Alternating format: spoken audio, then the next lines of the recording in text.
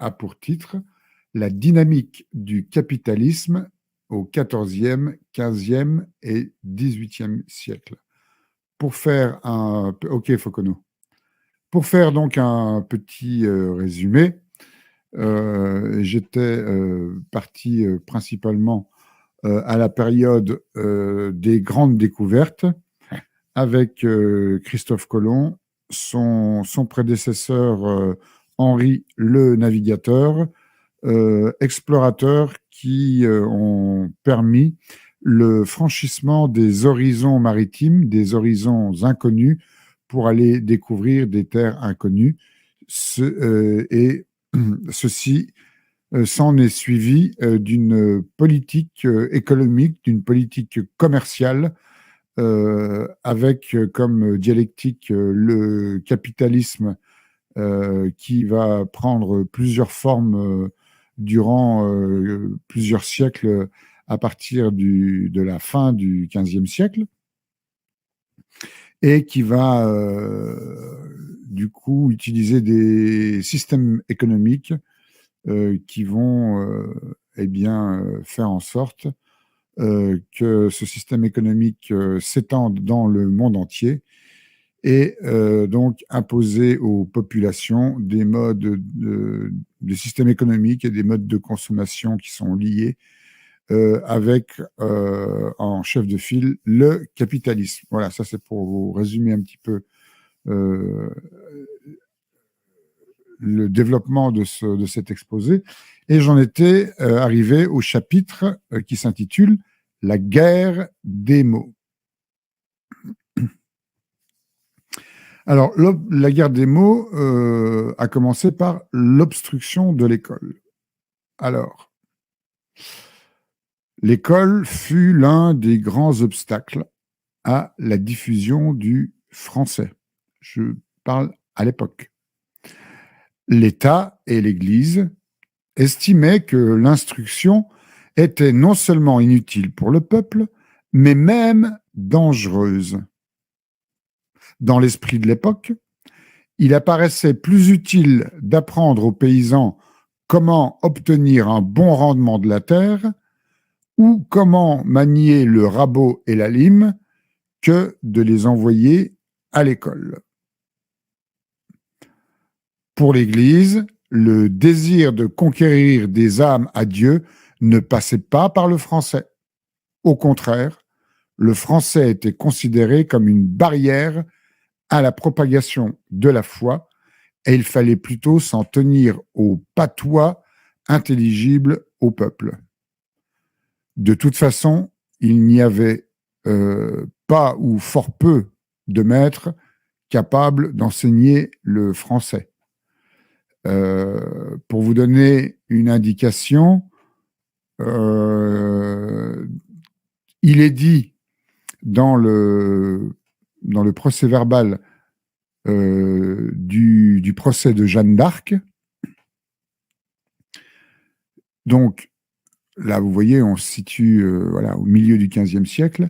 Il apparaît que lors de son procès, devant les juges, Jeanne d'Arc parlait déjà un français qui allait devenir le français qu'on allait parler quelques décennies plus tard à la Renaissance. Mais c'était rare déjà à l'époque que les gens du peuple parlaient le français, c'est-à-dire la langue de la noblesse et du roi. Hein, et donc, voilà, la plupart des gens parlaient des dialectes, des patois. Seuls les gens lettrés, ou en tout cas issus du monde savant que l'on retrouvait particulièrement dans la bourgeoisie, la noblesse, eh bien, peu de gens parlaient le français. Donc, ça donne déjà des indications sur l'éducation de Jeanne d'Arc, d'une part, et d'autre part, le français qu'utilisait Jeanne d'Arc, le vieux François, comme on dit, c'était déjà, il avait déjà une forme qui allait ressembler à celle fixé à la Renaissance et qui donnera le français que l'on parle actuellement.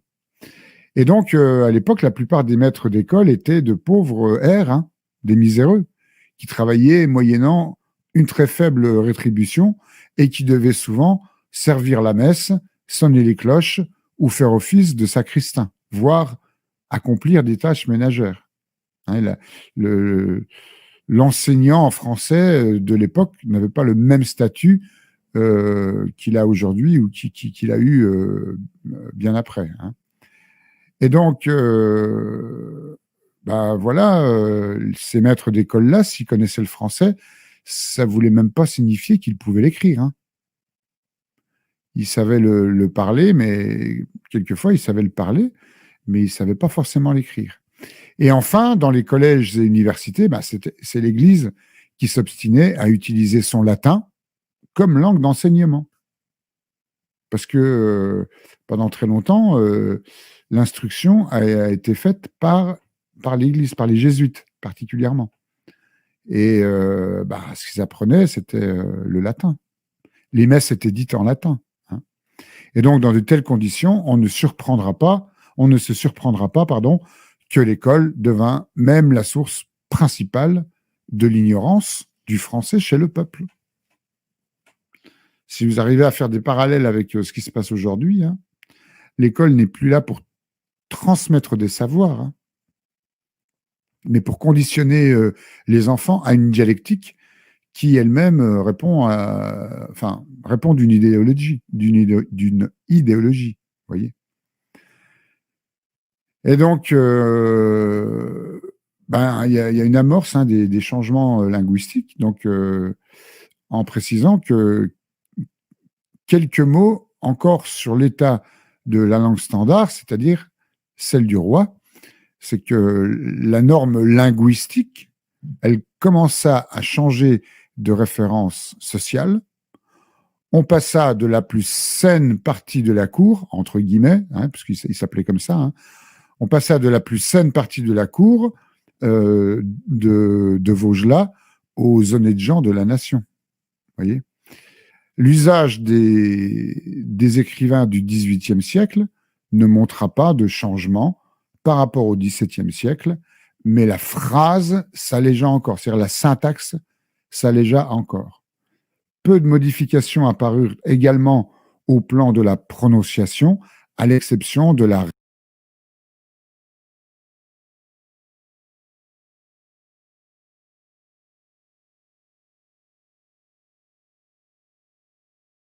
restitution des consonnes finales dans des mots comme finir, tiroir, il faut, etc., remise à l'honneur grâce à l'écrit. Et dans l'orthographe, c'est à partir de 1740, entendez bien, 1740, que l'actuel accent aigu fut systématiquement utilisé en lieu et place de la graphie ES, par exemple dans dépit ou dépit, D-E-P-I-T. Avant, on l'écrivait dépit, D-E-S-P-I-T. Voilà. De même qu'il devait y avoir forêt aussi, hein, F-O-R-E-S-T. Voilà. Et donc, l'édition de 1762 du dictionnaire de l'Académie consacra l'instauration de l'orthographe moderne et le principe défini de l'origine étymologique des mots. L'appauvrissement du vocabulaire, noté au XVIIe siècle, donc vous voyez que ce n'est pas nouveau, donc l'appauvrissement du vocabulaire noté au XVIIe siècle ne répondait plus à l'esprit encyclopédique du siècle des Lumières. Ce fut une véritable explosion de mots nouveaux, notamment de termes techniques savants, puisés abondamment dans le grec et le latin. Voltaire explique ainsi l'universalité du français en son temps en se fondant sur les qualités internes du français. Disait-il, la langue française est de toutes les langues celle qui exprime avec le plus de facilité, de netteté, de délicatesse tous les objets de la conversation des honnêtes gens. Oui, parce que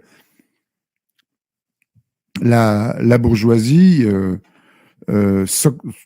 s'autoproclamait honnêtes gens, hein, pour se qualifier eux-mêmes. Voilà. Ils parlaient de bonnes gens, d'honnêtes gens, alors qu'il n'y avait pas plus... il n'y avait pas plus escrocs et bandits que ceux-là, quoi. Donc, fermez les guillemets, non seulement le français servit comme instrument de communication internationale en Europe, au surplus normalisé et codifié, mais il constitua également un moyen d'identification pour les gens instruits. Vous voyez, ça alimente aussi les luttes de classe. Vous voyez, ceux qui étaient, ceux qui savaient lire ou écrire, eh bien, ça donnait des signes de leur instruction et donc de leur catégorie sociale. Vous voyez. Connaître le français, c'était faire preuve de son appartenance au cosmopolitisme de son temps et par le fait même de son rang. Ce n'est pas un hasard si plusieurs, entre guillemets, pères de l'indépendance américaine, dont Benjamin Franklin, John Adams, Thomas Jefferson, Robert Livingston, etc., seront des francophiles bilingues et polyglottes.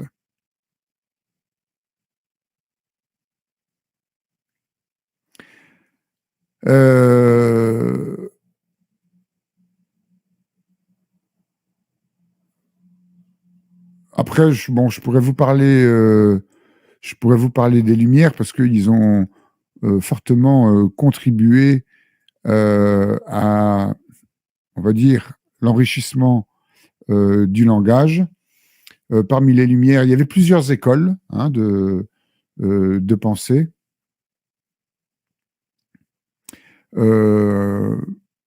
Par exemple, il y avait un courant de pensée en Allemagne qui s'appelle l'Aufklärung. Alors, c'est un courant de pensée qui s'étend approximativement des années 1720-1730 aux années 1775-85, durant lesquelles se développa ce qu'ils appelaient le Sturm und Drang. Ce courant intellectuel est souvent identifié aux Lumières, donc le terme Aufklärung est utilisé en Allemagne à partir de 1770 comme lumière ou un enlightenment recouvre des notions difficiles à définir parce que là c'est pareil. Du fait de leur savoir et de leur connaissance, ils s'autoproclament être des lumières, mais soi-disant pour faire la lumière sur le monde et pour éclairer l'humanité. Bon, bref, tout ça, c'est des intitulés.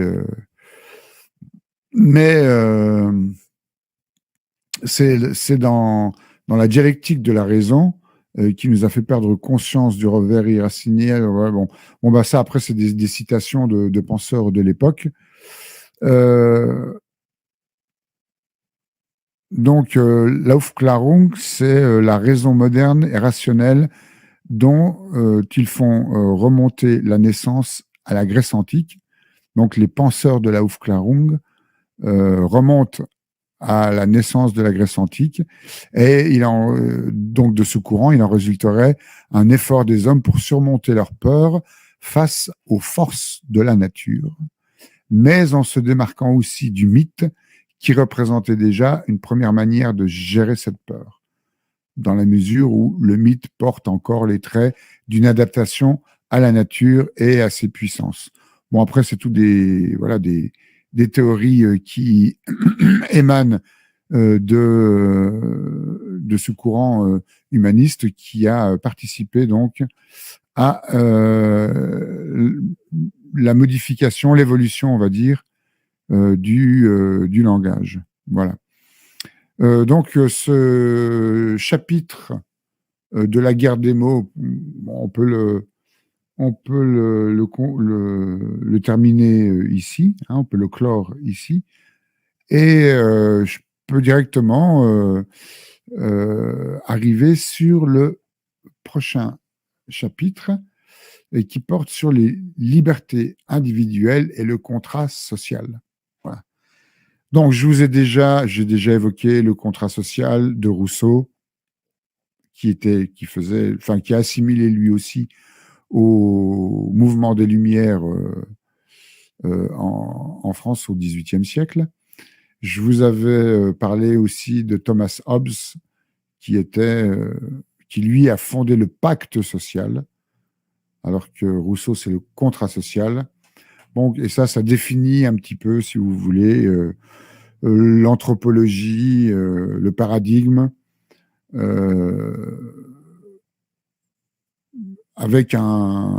de ces temps-là, de ces temps modernes, avec la reconnaissance d'un souverain unique pour régler la société. Et voilà. Et donc, il est aussi question de liberté individuelle parce que dans le contrat social, eh bien, on remet notre liberté entre les mains du souverain en échange de sa protection et de la sécurité. Tout ça par les institutions de l'État. Alors donc, parce qu'il y a une constance à rechercher et à énoncer des lois, à déterminer les comportements particuliers, et ça a été un élément important dans la constitution d'une philosophie où le concept d'individualité prévalait dans le sens où l'individu avait des droits basés sur d'autres fondements que la seule tradition qui, jusque-là, donc, prévalait pendant la période de la féodalité.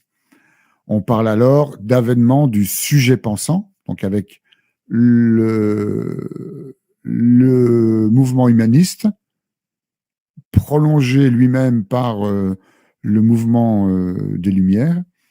Et donc, on parle d'avènement du sujet pensant, en tant que l'individu peut décider par son raisonnement propre et non plus sous le seul joug des us et coutumes. Ça, c'est très important. Les humanistes ont évincé Dieu, si vous préférez, du centre du monde, de l'univers, pour le remplacer par l'homme. L'homme doué de raison et capable ou pas d'ailleurs de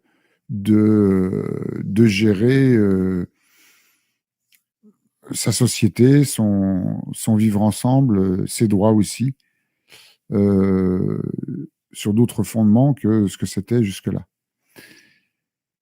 Et donc, on voit arriver, à partir du XVIIe siècle, une flopée fin du XVIe, début du XVIIe, une flopée de philosophes et de penseurs qui vont poser les jalons de ce qu'il sera bon de penser dans les décennies et les siècles à venir.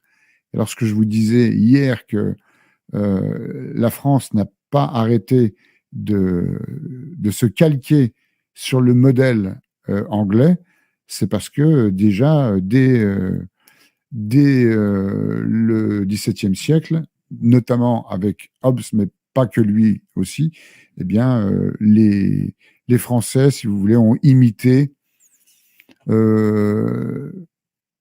a épousé, si vous voulez, les pensées de certains philosophes anglais de l'époque, dont Thomas Hobbes, mais aussi John Locke, qui rédigea 2 traités du gouvernement civil dans lesquels il avance que le droit de propriété n'est pas familial, mais totalement individuel et légitimé par le travail consacré au terrain concerné, ainsi que sa protection face à autrui.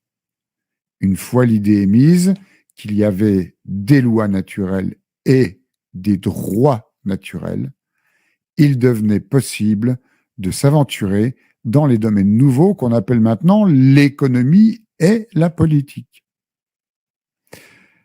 Dans son célèbre essai Was ist Aufklärung, Emmanuel Kant donne des Lumières la définition suivante. Parce que je vous disais que les philosophes des Lumières s'octroyaient voilà, des titres, des statuts, ouais, c'est ça. Et donc, des appellations. Et donc, quand il parle des Lumières, il donne la définition qui est celle-ci. Les Lumières, c'est la sortie de l'homme hors de l'état de tutelle dont il est lui-même responsable.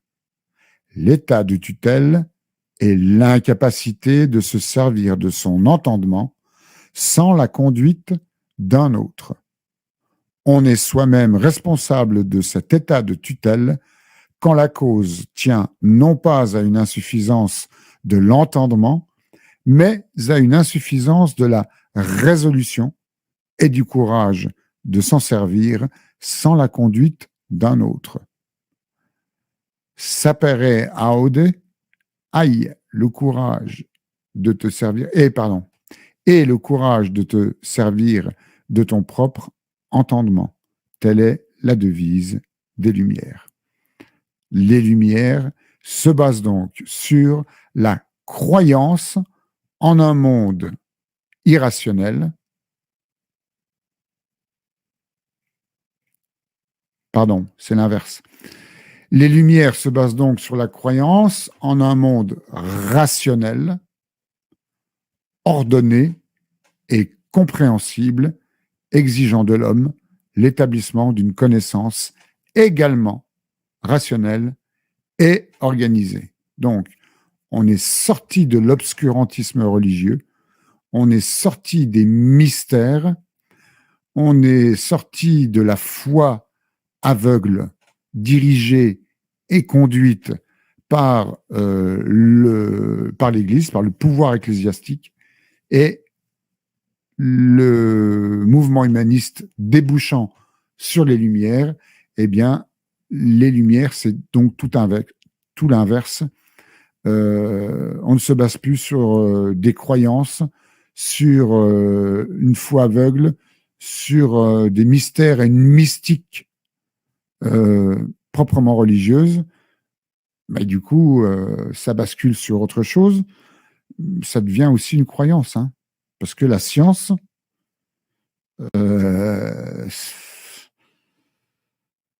ça reste de la croyance, malgré tout. Et donc, on était dans l'irrationnel, enfin considéré comme tel, avec le pouvoir ecclésiastique, le pouvoir mystique.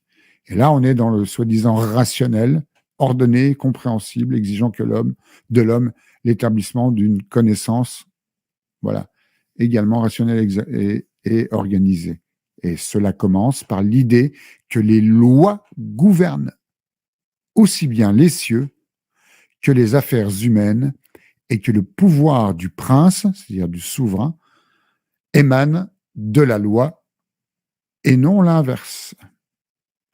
La conception de la loi en tant que contrat social théorisé par Jean-Jacques Rousseau comme relation réciproque entre les hommes, plutôt qu'entre les familles ou des groupes, devint de plus en plus remarquable, accompagné du souci de la liberté individuelle comme réalité imprescriptible, le seul droit tiré de Dieu.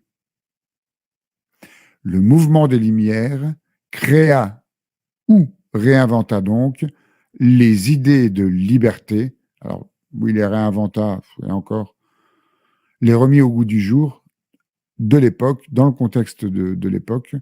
Donc, les idées de liberté, propriété et rationalité telles qu'on les connaît toujours aujourd'hui, est-elle qu'introduite dans cette philosophie politique, l'idée et le désir d'être un individu libre, liberté d'autant plus garantie que l'État assure la stabilité des lois. Voilà.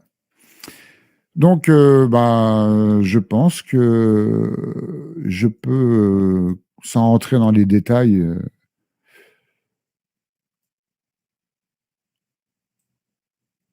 je pense que je peux finir là-dessus. Quoique, non, je vais terminer par ça peut-être en vous disant qu'à notre époque, souvent qualifiée de post-moderne ou de post-coloniale, l'heure n'est plus au grand récit, mais assurément au grand procès, et celui de l'Occident n'en finit plus d'être instruit. À juste titre, sans aucun doute, dans ses excès militaires et culturels, la domination qui exerça l'Europe sur l'Amérique, les Caraïbes, puis lors de la seconde expansion coloniale sur l'Afrique et une large partie de l'Asie, parut souvent et reste encore injustifiable, puisqu'en pleine contradiction avec l'humanisme et les idéaux des Lumières qui étaient alors défendus, périssent donc nos colonies plutôt qu'un principe. La formule vaut aujourd'hui comme hier. La critique marxiste, qui fut longtemps à l'avant-garde des mouvements anticolonialistes, n'a cependant point suffi à rendre intelligible cette domination dans ses multiples contradictions. En présentant l'impérialisme comme un ultime avatar du capitalisme, elle fit en effet primer la dimension économique et matérielle sans tenir suffisamment compte de la superstructure idéologique et de l'influence que cette dernière pouvait en retour exercer sur l'élaboration de l'infrastructure, puis sur la relation aux autres cultures, en donnant priorité au matérialisme historique, à la négliger l'importance des idéalismes missionnaires et humanitaires dans la puissance d'expansion européenne. Or, il ne s'est pas seulement agi d'une exploitation économique et commerciale, l'Europe a également porté un regard sur les peuples qu'elle a colonisés, elle les a représentés, voire exhibés. Elle a parlé en leur nom, s'est prononcée sur leur statut, et, ce faisant, elle a souvent trahi l'universalisme religieux, juridique et politique qu'elle proclamait et qu'elle proposait ou prétendait incarner et diffuser. C'est donc afin de renouveler l'étude des relations entre l'Europe et le monde, au-delà des discours marxisants, qu'une nouvelle démarche critique, l'approche postcoloniale, aurait fait de sa nécessité vertu et s'attacherait aujourd'hui à montrer que les représentations ont de nombreuses incidences, non seulement dans le champ des images, mais aussi dans celui des décisions économiques et politiques. Voilà. Du coup, je peux conclure là-dessus, quoique, j'aurais encore, je vous le réserve pour tout à l'heure. J'ai encore quelque chose à dire là-dessus, et ce sera pour après la petite pause musicale que je vais vous proposer tout de suite.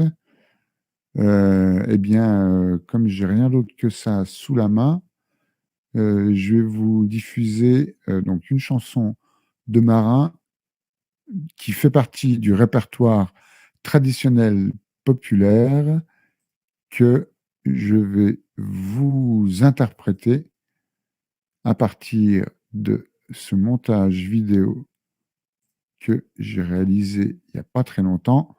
C'est parti, on se retrouve dans quelques instants.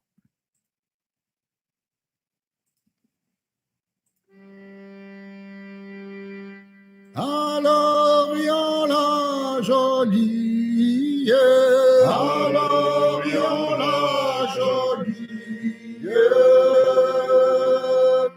Nous nous sommes en là, nous nous sommes embarqués dessus le sang pareil, dessus le sang pareil. Beau navire allons là, beau navire à la mer. Mais quand nous fûmes au large, mais quand nous fûmes au large,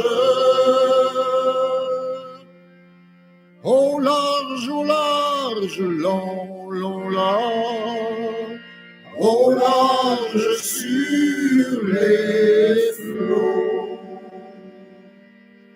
j'aperçus un navire, j'aperçus un navire qui venait droit, long là, qui venait droit sur nous. Il était au grand largue, il était au grand largue. Amen, joli, long là, Français où je t'aborde. Tu veux donc que j'amène, tu veux donc que j'amène, moi qui est si long là, moi qui est si autant, toutes mes voiles hautes, toutes mes voiles hautes, toutes remplies, long là, toutes remplies de vent. Ce sera pour mieux nous battre, ce sera pour mieux nous battre. Tout mettre à feu, long là, tout mettre à feu et à sang. Oh, que de femmes veuves, oh, que de femmes veuves, que de filles, long là, ont perdu leurs amants.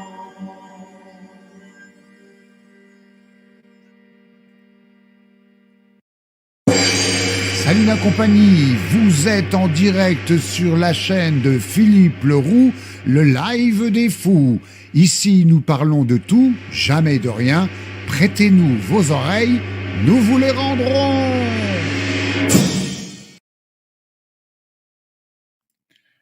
Voilà, de retour parmi vous.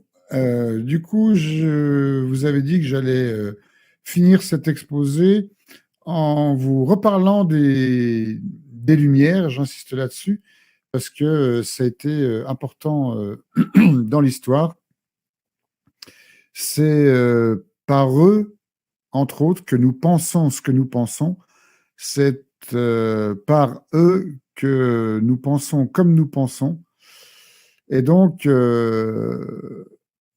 si vous voulez, j'avais donné la vision de Kant et sa définition des Lumières. On peut dire aussi que les Lumières, c'est l'idéal de l'homme nouveau, le nouvel Adam. de l'homme nouveau en comparaison avec l'homme ancien, donc pendant le Moyen Âge, qui, lui, était soumis au pouvoir ecclésiastique et le Moyen Âge étant vu par les Lumières comme une période d'obscurantisme religieux. C'est aussi pour ça que, voilà, en ayant comme idéal l'homme nouveau placé au centre du monde, au centre des préoccupations, eh bien, ce nouvel Adam, ça va loin. Eh bien, voilà, c'est le nouveau paradigme. Et d'ailleurs, comme le disait Diderot, la raison est aux philosophes ce que la grâce est aux chrétiens. Vous voyez ce que ça veut dire. Ainsi, la création de l'homme nouveau doit se faire par l'exercice de la raison, et la raison ne doit être entravée par aucun déterminisme, qu'il soit religieux, sexuel, racial, géographique, culturel, linguistique, régional, etc. L'homme nouveau doit être dépouillé de son passé, car son passé est porteur de ces déterminismes qui n'ont pas été choisis librement et qui sont donc potentiellement discriminants et oppressants. Un individu enraciné se structure par les trésors du passé. Or, les Lumières, qui sont la matrice du déracinement, sont porteuses du message inverse, qui est celui de la Révolution, et donc de la République. Il faut faire table rase du passé. C'est la naissance de ce qu'on appelle le progressisme ou religion du progrès, qui veut qu'un pas en avant soit toujours un pas dans la bonne direction.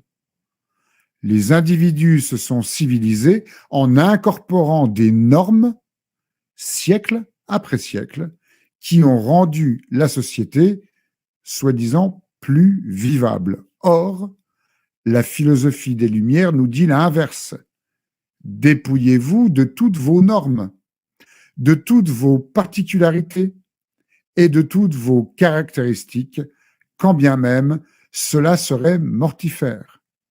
Une société qui se meut en dépit de l'ordre naturel ne peut pas durer sur le long terme.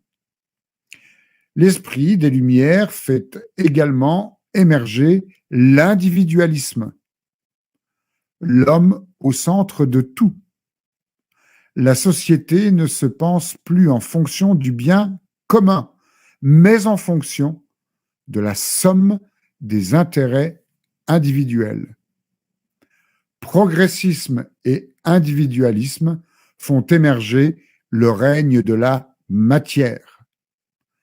Avant la consécration des Lumières, il y avait l'Église, il y avait les corporations, il y avait le roi qui était autant de remparts contre le règne de la matière. Une fois ces structures réactionnaires abolies, il ne reste plus que l'argent. L'histoire montre que petit à petit, le capitalisme s'est libéré de ses limitations morales et religieuses initiales. Les précurseurs de la justice sociale en France au XIXe siècle étaient les royalistes, car ils plaçaient autre chose que l'argent au-dessus de tout. Ils plaçaient Dieu, voire les revendications sociales de François-René de la Tour du Pin, Alban de Villeneuve-Bargemont, Adrien Albert-Marie, etc., etc.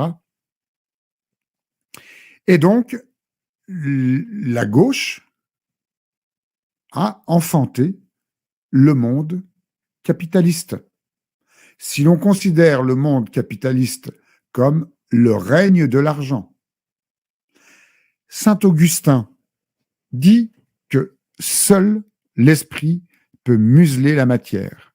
Ce n'est pas un hasard si la gauche a détruit les seules forces capables de museler l'argent, les traditions politiques et religieuses, à la fois physiquement, en perpétrant tous les grands massacres de l'histoire de France moderne, et idéologiquement, avec le triomphe de la subculture mercantile libérale. La gauche est libérale et capitaliste par essence. La philosophie des Lumières a été consacrée juridiquement par la Déclaration des droits de l'homme et du citoyen.